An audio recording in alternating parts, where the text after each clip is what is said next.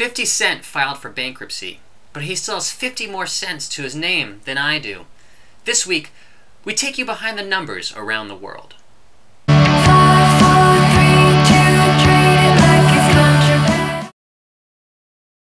1/6. The war in Syria has now driven more than 4 million people, or a sixth of the population, to seek sanctuary in neighboring countries. You might call them the safe sixth. At least 7.6 million people have now been forced from their homes, but not to worry.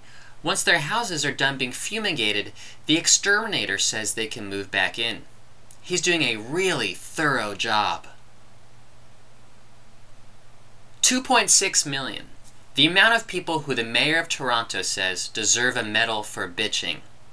You see, the Pan Am Games, held every 4 years among athletes from the Americas, are in Toronto this year. And, just like you, me, and this moose who always preferred playing with dolls, none of the 2.6 million people in Toronto care. John Tory, mayor/grandfather I'd like to isn't pleased with his city, saying that the only sport that we're not playing in the Pan Am Games is moaning and groaning, and Toronto would be qualifying for a gold medal in that. Zing! Gonna need some aloe for that burn! Woo! 11.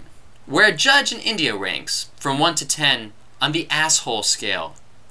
High Court Judge P. Devadas recently let a rapist out of prison in the hopes that the man can marry the woman whom he drugged and raped. To be clear, there's nothing to justify the decision, which advocates rightfully deemed retrograde and misogynistic, or as Antonin Scalia said, Cedric Jiggly Diggory Puff. As for the woman in the case, she refuses to marry the man, unless, of course, they have a Game of Thrones themed wedding in which her husband-to-be is poisoned, stabbed, or drowned in liquid gold by a famed horse lord. That could change her mind. 4. The number of people gored at the annual running of the bulls in Pamplona, Spain last Saturday. None of the wounded sustained serious injuries, unlike at this TED Talk where everyone was gored out of their minds. Lastly, 3 to 400.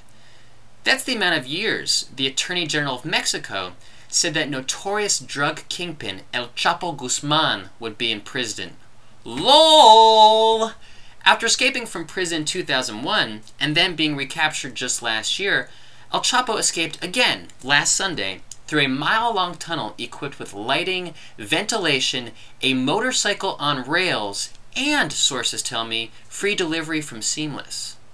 My question, though, is, how does Mexico's most wanted man escape through a tunnel? That's literally the most cliché way to escape from prison. Just look at this Family Feud survey.